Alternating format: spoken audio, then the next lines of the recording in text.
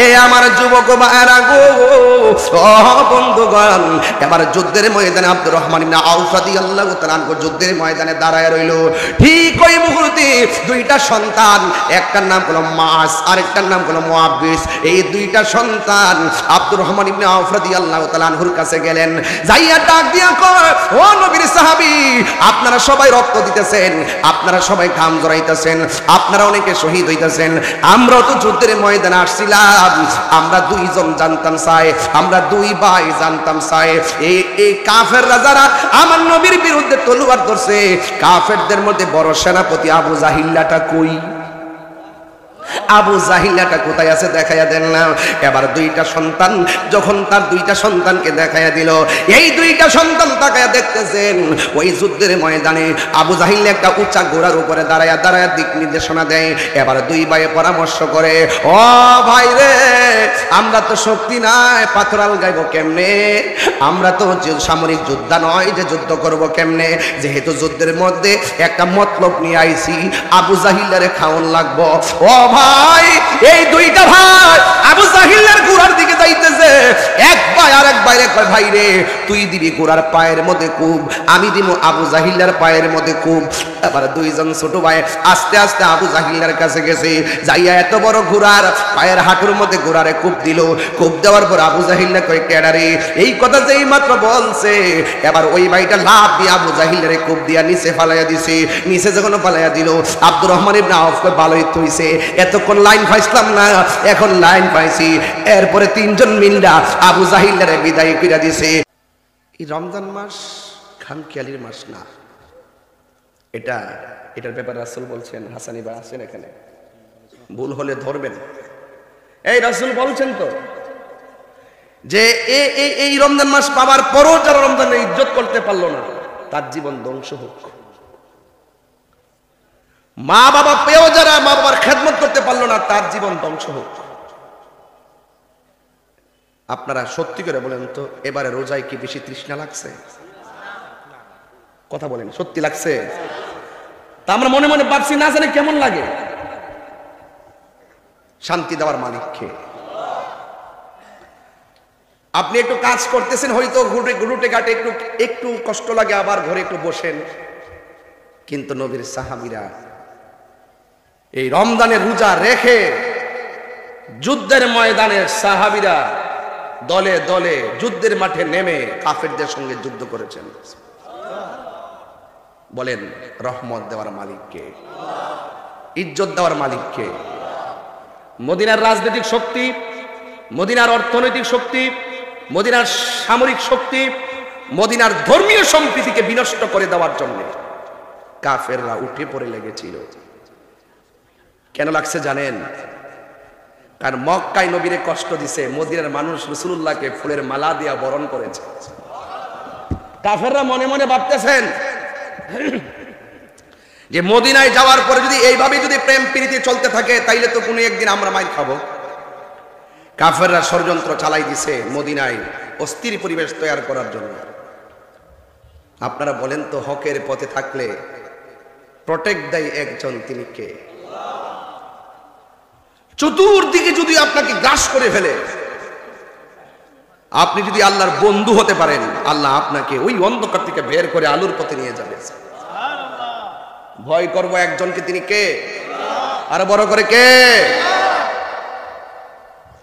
আল্লাহু ওয়ালিয়ুল্লাযীনা আমানু ইউখরিজুহুম মিনাজ যুলুমাতি ইলান নূর। আল্লাহর বন্ধু যারা হবে, আল্লাহর প্রেমিক যারা হবে, এরা যদি অন্ধকারের মধ্যে পতিত হওয়ার সম্ভাবনা রাখে, কিন্তু হৃদয় নামক সফটওয়্যারে যদি আল্লাহর মহব্বতের ভয়টা ড্রাফটস করতে পারে, সুবহানাল্লাহ রে। আমার বডির মধ্যে গোশতের টুকরা আছে, এই গোশতের ভিতরে আরেকটা গোশতের টুকরা আছে, ওই গোশতের টুকরাটার নাম হলো কালব। এই কালবটা যদি সঠিক থাকে আর ওই কালবে যদি আল্লাহর ভয় থাকে, আল্লাহ রাব্বুল আলামিন বলেন, আমি আল্লাহ তাদেরকে অন্ধকার থেকে বের করে আমি আল্লাহ আলোর পথে নিয়ে যাই। আল্লাহু আকবার বলেন না? হেদায়েত দেওয়ার মালিক কে? এখন ধরুন না এই মুহূর্তে আপনাদেরকে বিভিন্ন ধরনের অসামাজিকতা, বিভিন্ন ধরনের অস্থিরতা গ্রাস করেছিল। কোন বন্ধু বলছে আজকে মাহফিলে গিয়ে বাইরে শুধু মোবাইল চালাবো অথবা বন্ধুদের সঙ্গে আড্ডা মারবো, এটা অন্ধকারের পথ। কিন্তু আমার আল্লাহ যাদেরকে মায়া করেছেন সেই পথ থেকে এই শহীদনগর বাজারে, পতনসার বাজারে, শহীদনগর বাজারে আল্লাহ রাব্বুল আলামিন মায়া কইরা আলোর পথ হিসাবে মাহফিল আমাদেরকে বসায় দিছে। কথা বলেন ঠিক কিনা? এই মাহফিলগুলো হলো আলোর পথ। মসজিদের জামাতের সাথে নামাজ হলো আলোর পথ, মা বাবার খেদমত হলো আলোর পথ, বাজারে ইনসাফ ভিত্তিক ব্যবসা করা হলো আলোর পথ। কারণ ইনসাফ ভিত্তিক যদি আপনি চলতে পারেন, জবানটা খুলে বলেন রহমত দেওয়ার মালিক কে? আল্লাহ। এই জন্য আমার বন্ধুগণ, সাহাবায়ে কেরাম আমার নবীকে এমন ভাবে ভালোবেসেছেন, নবী বলেছেন এটা করো এটা করো, তারা পাগলের মতো মাঠে নেমে গেছেন। আর যেটা নবী পছন্দ করে নাই সেদিকে তারা যায় নাই। তারা ঈমানের সাথে নবীকে ভালোবেসেছে, নবীর পিছনে নামাজ পড়েছে, নবীর সঙ্গে ইফতার করেছে, আর আমার নবীর সঙ্গে জিহাদের ময়দানে গিয়ে তাজা রক্ত ঢেলেছে। সুবহানাল্লাহ। আপনারা জবান খুলে বলেন সেই রক্তের দাম কম না বেশি? ফিলিস্তিনের মুসলমানদের রক্তের দাম কম না বেশি? ফিলিস্তিনের শিশুদের রক্তের দাম কম না বেশি? ছোট ছোট বাচ্চারা যখন হাত তুললে আল্লাহরে ডাক দিয়া গো আল্লাহ, ও আল্লাহ, বিচার দেওয়ার কোন তোমার দরবার ছাড়া বিচার দেওয়ার জায়গা নাই। আমরা রক্ত দিমু, জীবন দিমু, এর বিনিময়ে তুমি তোমার ঘরকে রক্ষা করিও। এই জন্য আমার যুবক ভাইরা, আমি বলছিলাম ওয়াজের শুরুতে, ঈদের কেনাকাটায় ব্যস্ত, সেহরির জন্য ইফতারের জন্য ব্যস্ত। কিন্তু ফিলিস্তিনি মুসলমানরা সেহরি নাই, ইফতার নাই, তারাবি নামাজ আছে। সুবহানাল্লাহ। ওরা ইফতার করতে পারে না, সেহরি খাইতে পারে না। কেমনে খাইবো? দেখলাম ওই দিন এমন ভাবে বোমার আওয়াজ হয়, পেটের বাচ্চা পর্যন্ত বিকলাঙ্গ হয়ে যায়। ছোট ছোট বাচ্চাগুলোর দেখলে বড় মায়া লাগে।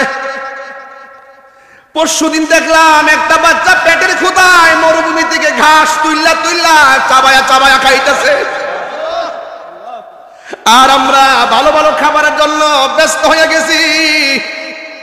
ও যুবকের দল, এখন যদি বলি চলো না পতনসার কিংবা শহীদনগর বাজারে একটা প্রতিবাদ করি, আপনারা অনেকেই বলবেন এখানে প্রতিবাদ করলে কি ইসরায়েলের কানে পৌঁছবে?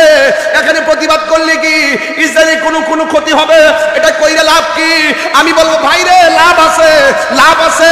আমি তো মনে করি শহীদনগরের প্রতিবাদ কইরা রাতের বেলায় যদি তাহাজ্জুদের নামাজ পড়িরা ফিলিস্তিনি মুসলমানদের জন্য চোখের পানি ফালাইয়া আল্লাহর কাছে ইসরায়েলের ধ্বংস কামনা করো, এই শহীদনগর, পতনসার, কমলগঞ্জ, শমশেরনগরের আশেকদের চোখের পানি ইসরায়েলের গোন্ডা বাহিনীর জন্য ক্ষেপণাস্ত্র আর বুলেট হয়ে যাবে।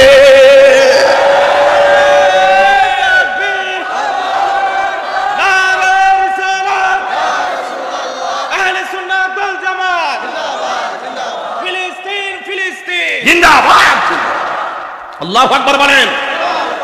আশেকদের চোখের পানির দাম আছে না নাই? যদি আপনি মুমিন হন, আপনার দোয়া আল্লাহ ফিরাইয়া দিবে না। যদি আপনি মুমিন হন, চোখের পানি আল্লাহ ফিরাইয়া দিবেন। আল্লাহ বলছেন ওয়ালা তাহিনু ওয়ালা তাহসানু ওয়া আনতুমুল আ'লাউনা ইন কুনতুম মুমিনিন। আল্লাহ রাব্বুল আলামিন বলেন নিরাশ হয়ো না, হতাশ হয়ো না, বিজয়ী তোমাদেরই হবে, তবে একটু কষ্ট হবে। একটু কি হবে? কষ্ট হবে। আইয়ুব আলাইহিস সালামের অল বডিটা পোকামাকড় খাইতে খাইতে গর্ত করে ফেলেছে। রহিমা বলছে স্বামী গো একটু চুমা দিব আপনাকে, দিতে যাইয়া আধা ঘন্টা কাটাই দিচ্ছে। বলছে চুমা দিতে কি এত সময় লাগে? ও স্বামী, আপনি যেভাবে অসুস্থ পচা শোল নিয়ে পড়ে আছেন, আমি দেখেছি আপনার পিঠ কিরা খেতে খেতে এত বড় গর্ত করছে। আমি রহিমা আপনার পিঠ থেকে জিহ্বা দিয়া টেনে টেনে কিরাগুলা বের করতে দেরি হয়ে গেছে। বুঝেননি ওয়াজ? আপনি যে মুমিন হন আপনার অভাব থাকবে, আপনি মুমিন হন আপনার বিপদ আসবে, আপনি মুমিন হন, আপনার রোগ আসবে। আপনি মুমিন হন, আপনার নুকসান আসবে। ولنبلونكم بشيء من الخوف والجوع ونقص من الأموال والأنفس والثمرات وبشر الصابرين। আল্লাহ বলেন ওই সমস্ত বিপদ আপদে ধৈর্য ধারণ করতে পারলে তোমাদের জন্য জান্নাত। বড় করে বলেন সুবহানাল্লাহ। জান্নাত দেওয়ার মালিক কে? জ্বালাও, শুধু সহ্য করার ক্ষমতা দাও। পুরাও পূর্ব, শুধু সহ্য করার ক্ষমতা দাও, আর কিচ্ছু লাগবে না। কথা বলেন ঠিক কিনা? ধৈর্যশীলদের সাথে আল্লাহ আছে না নাই? আরো বড় করে আছে না নাই? আল্লাহ বলছেন ইন্নাল্লাহা মা'আস সাবিরিন। আর সবরু মিফতাহুল ফালাহ, ধৈর্য হলো সাফল্যের চাবিকাঠি। আজকে আপনারা অনেকে দাঁড়িয়ে আছেন, 10,000 টাকা দিলেও তো আপনি 12টার পরে এক রাস্তায় দাঁড়িয়ে থাকবেন না। আপনি বলেন যে পাগলও বেঁচে দাঁড়িয়ে থাকবেন, এখানে দাঁড়িয়ে আছেন, যেভাবে আছেন সেভাবে আছেন, এটা ধৈর্য। অনেকে বেশিক্ষণ বসে থাকতে পারেন না, কিন্তু বসে আছেন, কোমরে ব্যথা নিয়ে পড়ে আছেন, এটা ধৈর্য। আর ওই ধৈর্যের ভিতরে যখন মওলার প্রেম ঢুকে যায়, আপনার ধৈর্যটাই জান্নাতের টিকিট হয়ে যায়। আরো বড় করে বলেন সুবহানাল্লাহ।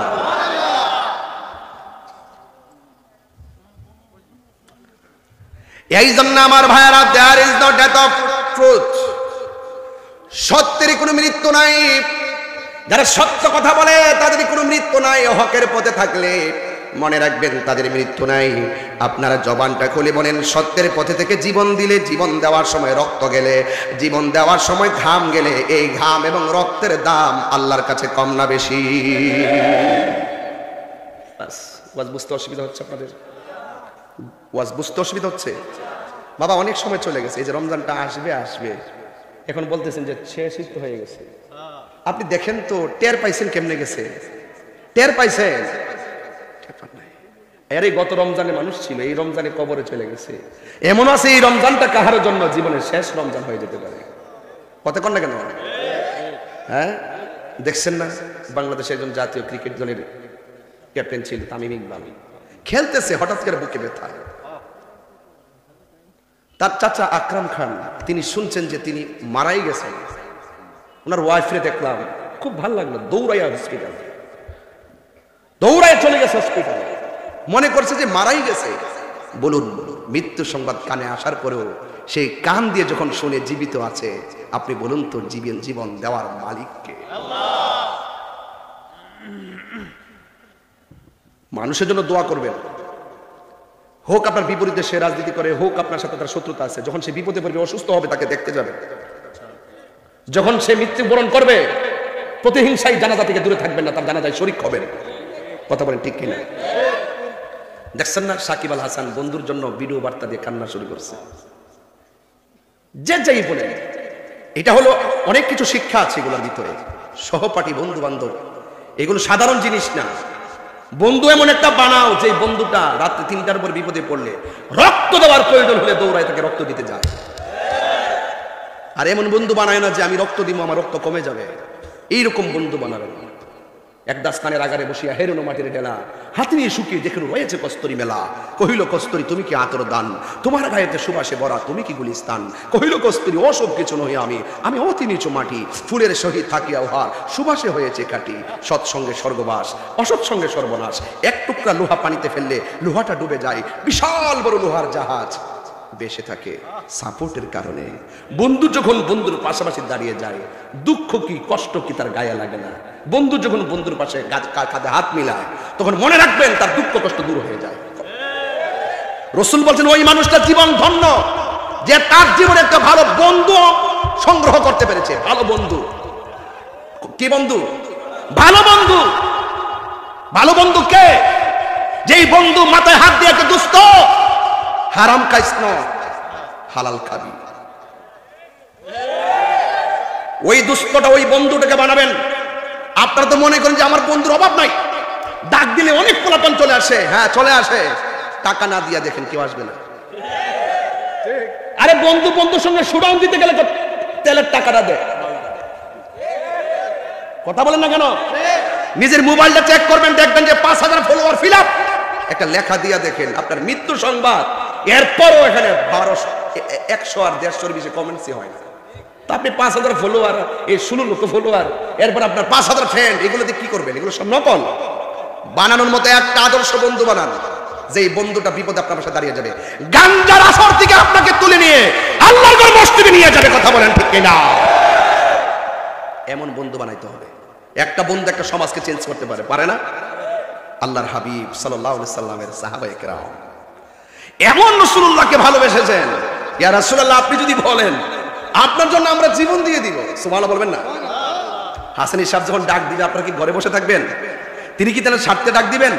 ওনার জীবনী কি ওনার বংশ কোন কারণে আপনাদেরকে ডাকছে শুধুমাত্র সুন্নিয়তের জন্য। উনি বারবার মোমবাতি প্রতীক নিয়ে আপনাদের কাছে আসে। আপনারা সবাই সুন্নি না, কিন্তু আপনারা কিন্তু ওই টাইমে কিন্তু ওনার পাশে থাকেন না। এটা কিন্তু একটা হিসাব কিতাব আছে। সুন্নিরা এখন যদি জাগ্রত না হন, এখন কিন্তু জাগ্রত হওয়ার সময় কিন্তু এসেছে।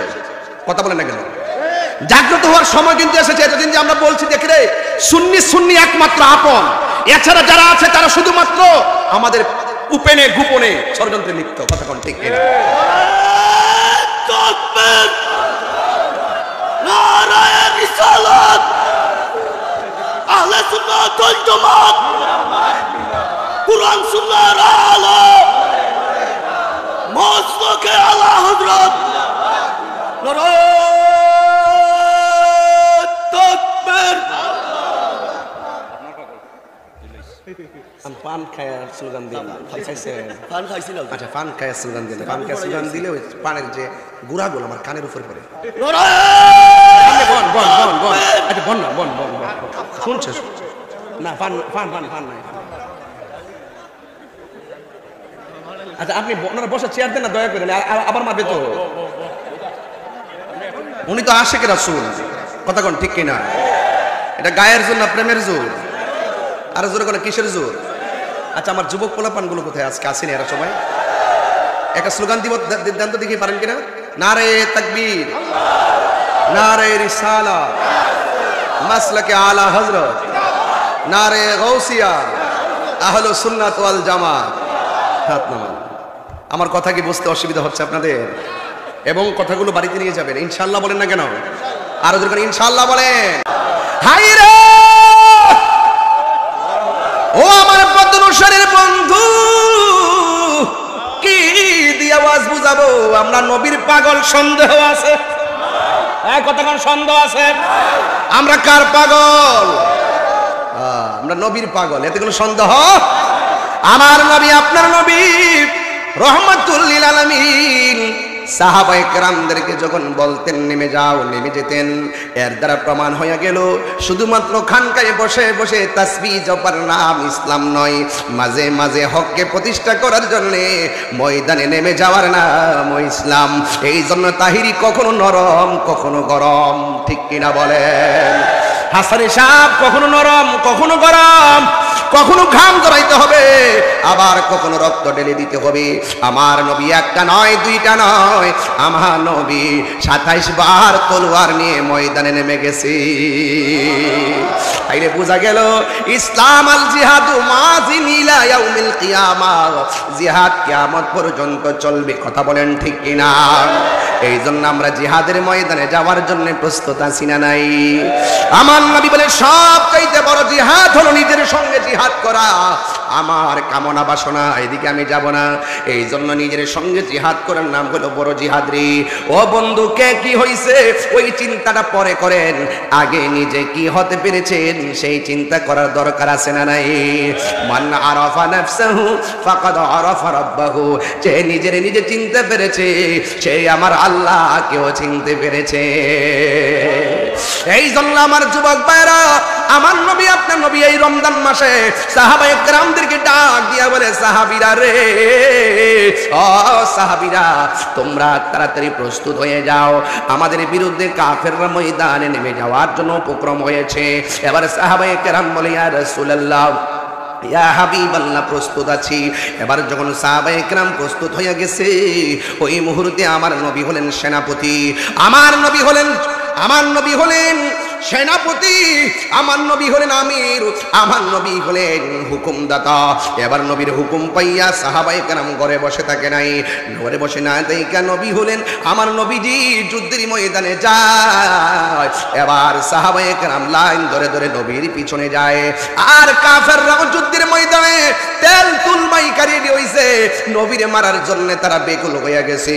এই জন্য যুবক ভাইরা, যারা নবীরে মারার জন্য বেকুল হইছে, এদের ধ্বংস আছে না নাই? আর জোরে কোন আছে না নাই? আমার নবীরে মারার জন্য যখন তারা রেডি, ইসলামের নাম নিশানা মুছে ফেলার জন্য যখন রেডি, সাহাবায়ে কেরামদেরকে মারার জন্য যখন তারা রেডি, আপনারা জবান খুলে বলেন সাহায্য করার মালিককে? আল্লাহ রাব্বুল আলামিন বলেন, ওয়ালাকাদ নাসরাকুমুল্লাহু বিবাদরি ওয়া আনতুম আযিল্লা।